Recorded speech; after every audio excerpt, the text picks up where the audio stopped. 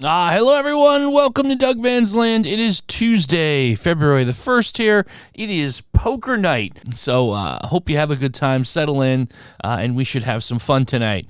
We are back from a break, and we are in the action with a nice starting hand here.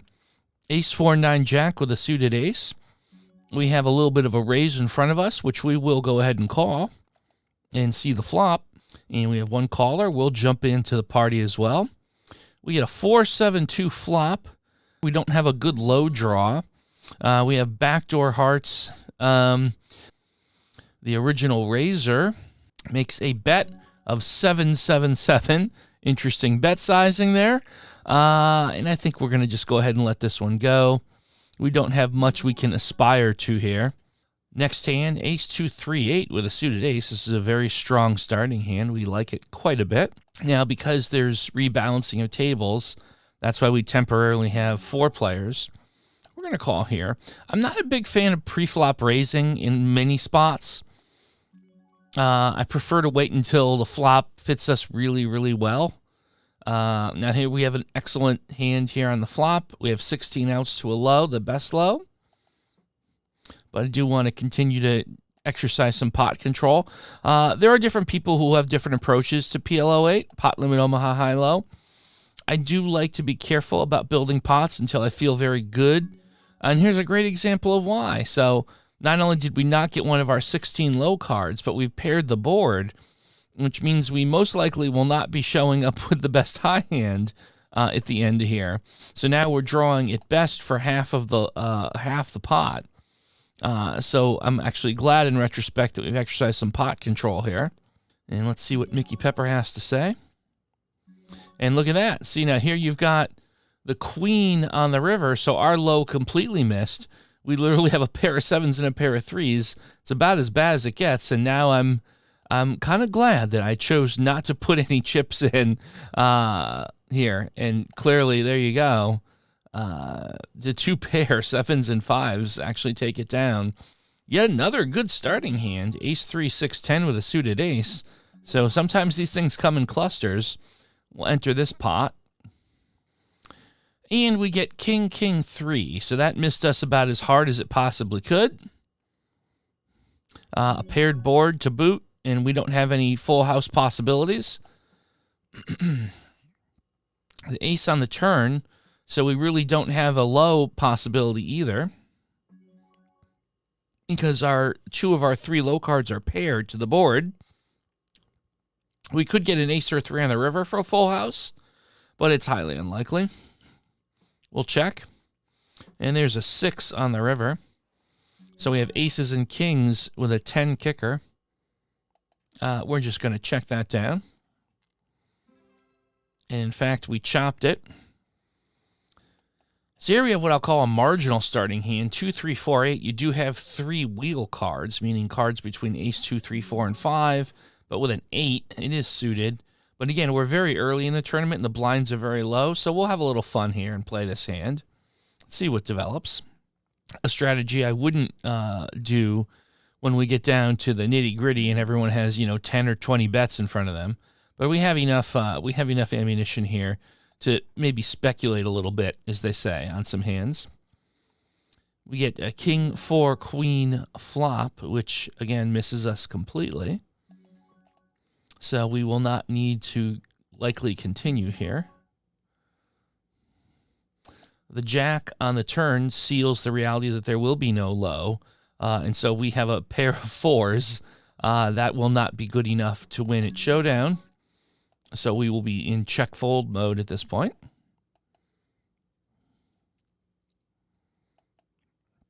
And indeed, with a bet, we have an easy fold here.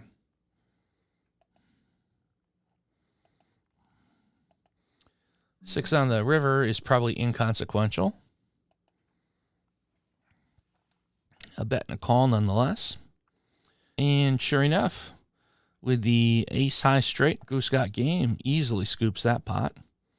6, 7, 8 queen, that's a junk hand, and it'll be our first easy fold of the night. Here we have 10 king queen 7. in our big blind, and we're able to get the flop for free. And we got Jack 9-5 rainbow. So we have a wraparound straight draw, which is kind of cool. So we will see what the cost will be to proceed, but we'll certainly call a bet if needed to see a turn. And indeed, here, ZGT123 makes the pot size bet. We will make the call with the wraparound straight draw and see if we can make that happen on the turn. And there you go, winner, winner, chicken dinner. On the turn, we get the 8. Now, it's bittersweet because we do have the nut straight right now, and we do have a king of diamonds for a flush. So we are going to pot this. We're trying to defend against ZGT having a low draw come in and having to split. We don't want to share. So, in fact, we don't get called on our bet. We'll take that. I'd rather take that pot down there than have to chop it up. So with 4-10 Jack King and facing a bet, that's an easy fold for us. That's an interesting kind of situation when you call a bet on the flop, a pot size bet. So you build a nice size flop, a nice size pot. The turn is basically a gin card for you. But in the case of a split pot game like this, while you have your best hand, and unless the opponent has a suited ace of diamonds, you are unlikely to not have the best hand at the river. You then have the low draw open up. So you can't slow play there. You have to put it in super high gear because you don't want to share that pot. And it's better to just take the pot down at that point in the hand and win something than let the opponent continue, get their low, come in, and then you effectively really don't win anything. It can be difficult to talk yourself into that decision, especially when you want to, ultimately you're hoping you can just build the biggest pot possible. But again, when you're pretty confident that you've got the high hand locked up, but then there's a low draw out there, you can't give that river card away cheap or free. So you have to basically be willing to do what you can to just price them out of the draw at that point. The lesser of two evils principle clearly at play here. 3, 4, 6, 10. No, we're going to pass on that one. You have a good starting hand. Ace 2, 3, 10 with a suited ace. I'm not a fan of the fact that they're all 4 spades, but I'm going to call the one raise here by Rocky Boy. We get a 5, 7, 8 flop. So we have what's called an uncounterfeitable or likely uncounterfeitable low. So even if an ace or a 2 comes on the turn, we'll have the 3 to have the best low. So we're going to play it cool here for the moment. And we get a bet. I am going to call the bet and see what the turn brings. And we get the 4 on the turn. So now we know we have an uncounterfeitable low. In addition to that, we have a great wheel draw, so any ace 2 or 3 gets us there. So I think I'm actually going to lead out now at this point, feeling very comfortable with my holding, and we get the fold, which I'm fine with. Totally fine with taking it down there. King, king, 3, 3. That's an easy fold because a simple pair of kings or a simple pair of threes themselves in isolation really don't have much value in this game. The kings and threes certainly don't coordinate or work with each other very well. Even if they're suited, you have the second best draw. That's not exactly something to be heavy on pre-flop. Now, of course, king 3-10 comes down. Remember our rule. You never get compromised when you throw away a trash hand and it smashes the flop. Now, in this case, I'm not even sure I feel great about my set because you've got clubs, you've got straight possibilities everywhere. So honestly, I don't even really like my 3 kings in this position right here, especially with now man's the man waking up and betting a bunch. Ace 6, 8, 10 with a suited ace. Boy, again, the narrative on Omaha tonight is death by 1,000 paper cuts. Now here we've got, and boy, I got to tell you, mathematically, this is torture. This is the kind of starting hand that you really only play with good odds. Now we're only getting 3 to 1, and I really strongly dislike this hand. I'm going to fold it, and I'll explain why after. Ace 6, 8, 10 with a suited ace. So here's the problems we have. There were 3 hearts among my hand with the suited ace. So if you have 2 hearts and one of them is an ace, so you have a flush draw. You want as many non-hearts to be in your hand to increase the potential number of hearts that come out on the board. So if you have a suited ace, but there's no more cards with that suit in your hand, that's way more favorable to you than having, for example, 3 of the suit or even 4 of the suit, because that's less of those cards again available to get dealt to make your flush. You're going to need 3 of those cards to come out to do that. So it kind of spoiled our fun with the heart draw. And then on the other side of it was the low was poor. It was like ace, ace 6. So it wasn't necessarily going to be in contention for being the best low hand either. So it was the kind of hand you would have to get really good odds to want to play, and we weren't even getting the best odds that we could, so it was an easy fold. 6659 is trash. We can let that go. We have, 6 levels of late registration remaining, so probably just under 30 minutes. We have fallen, I believe, under the starting stack you'd get for a rebuy, so we might consider ourselves in a position where we get a little cheeky here and try to be funny and get something to happen. We'll give ourselves one rebuy tonight. I don't like to buy so deep in the rebuy period that when you rebuy, you basically, you have to go all in the next hand. So I'm going to cap our rebuy tonight here as to just 1. Here we go. Ace 7, King 8 with 2 suited aces. Speaking of opportunities to get cheeky, here we go. We're going to make the raise right out of the gate and see what happens. See how that's received. We get a caller. And will man's the man come along for the ride? Nope. And we get the ace on the flop. Now, we are at risk with those 2 clubs, but we're going to just go for it here. We're going to put the pot size bet in with the top set, and we're going to get raised all in. So we're going to assume that they've got clubs, and we're going to be looking to dodge clubs. Nope, they have the low draw. So now we need high cards. We do get what we need to survive, and we double up through ZGT. Ace 2 6 here. One of the best starting hands you could conceivably get in this game. So we're never folding here pre-flop, and we're probably raising any raises. Folds around to any Colts fan. What are they going to do here? And we get a call. We are going to raise here. This one is too good to just sit down. So we'll see what happens with Indy Colts fan, who makes the call. We get a 9-3 deuce flop with 2 clubs. Gotta be honest, I'm not hugely excited about this. But I feel like we are probably still in good shape. We have a low draw. I think we have to go with the commitment here to see this through. So we are going to make the bet, and we will call all in if we need to. We'll go all in. And, in fact, we're going to get forced all in here. And we run into ace 10, 5, 3 with the clubs. Ooh, that's disgusting. Oh, we don't need the club on the river. We do not get the club on the river, so we do get the chop. There are 44 players left in the tournament. This one will be paying out 15 positions. So that is going to require that we are going to have to play and double up a few times in order to stay in this down to the final 15. So we'll see what happens here. Obviously, as always, we'll do our best to get through this, navigate these waters. 2-2 Queen King, dead small, just my big blind. We can't even really defend that. We're gonna have to fold here to the raise. We are definitely the short stack now. We have less than 4 bets left. So we are going to, the next time that we have a quote-unquote playable hand, we are most definitely going to be all in pre-flop. So we'll see how that goes for us. Ace 2, 9, 9. So that's going to be where we're going all in here, no matter what. I can promise you that.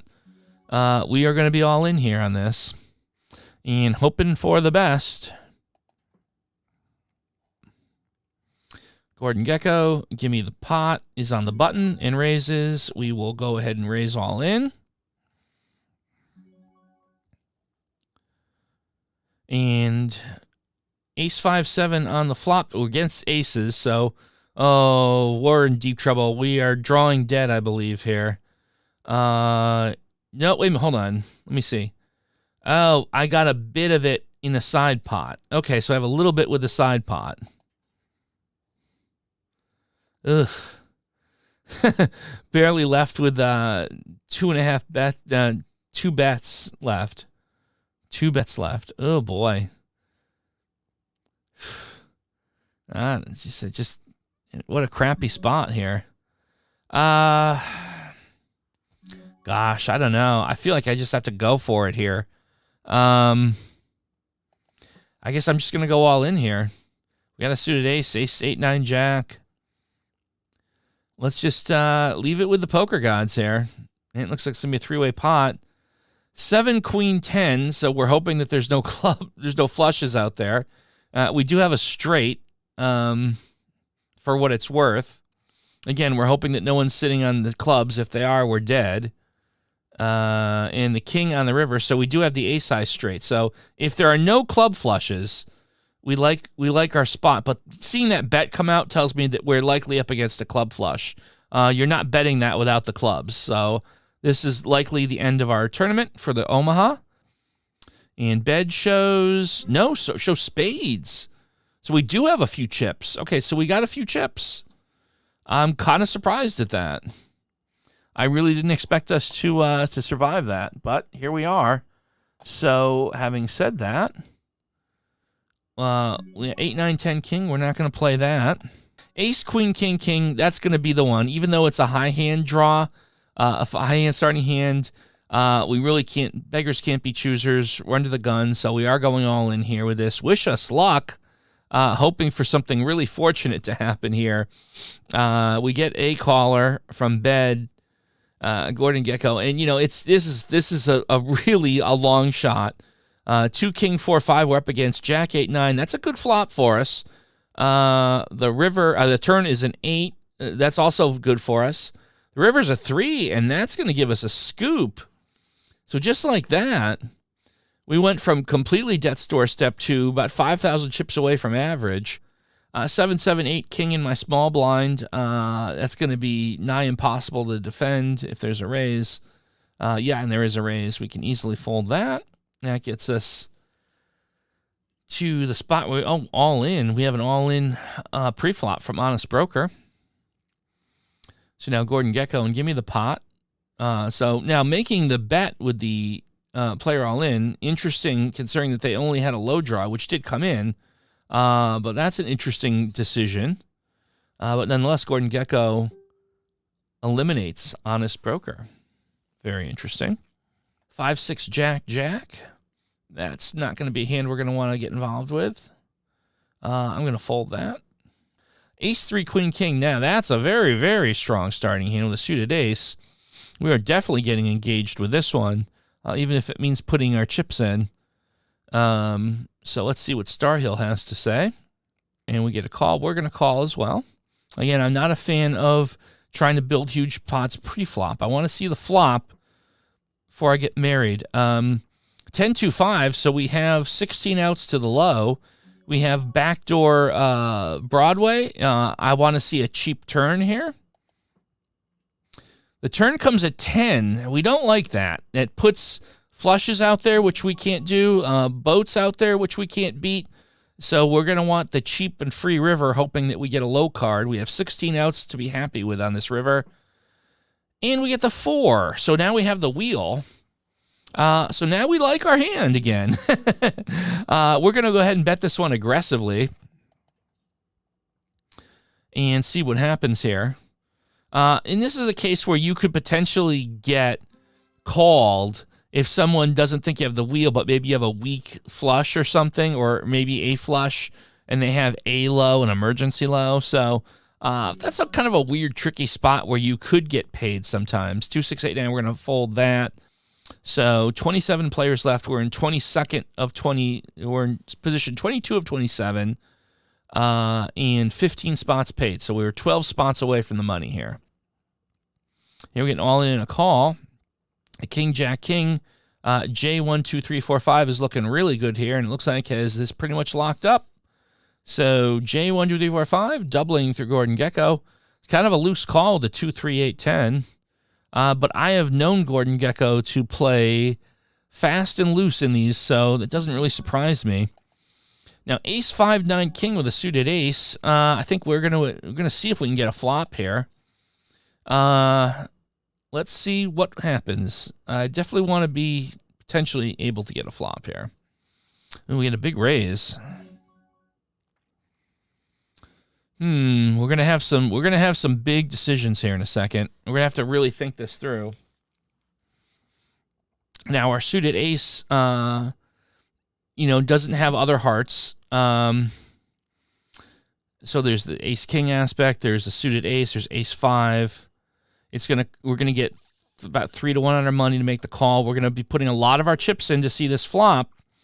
So if we miss it, we're gonna be on death's doorstep. But if we hit this flop, we're gonna be in a great spot. This is gonna be our big gamble of the week that I wouldn't necessarily recommend making this play, but for the purposes of making for compelling content, we're gonna make this call.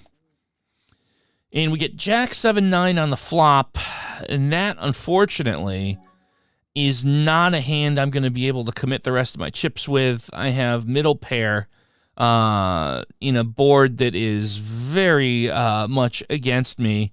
So sadly, this didn't work out for us, and we're going to have to check fold this particular hand. Yeah, and I kind of expected that. We're going to fold. We get 4, 5, 9, 10. We're going to really have no choice here but to just throw it in and pray. With 26 players left, let's see how this goes for us. Of course, we're all in here, and of course, we're getting called by any 4. Ace 2 6 10, 8 2 9, 8 2 Jack. We got a straight draw here. Jack on the turn. We're going to need that straight to come in for us, and the deuce on the river. That's not going to be any good for us, and that is going to be it for us in the Omaha, I'm afraid. And we end that in 22nd place. Once again, if you enjoyed this stuff, we do play the pokers Monday night on Twitch, 8 o'clock Eastern Standard Time. It's always a blast. We will see you next time.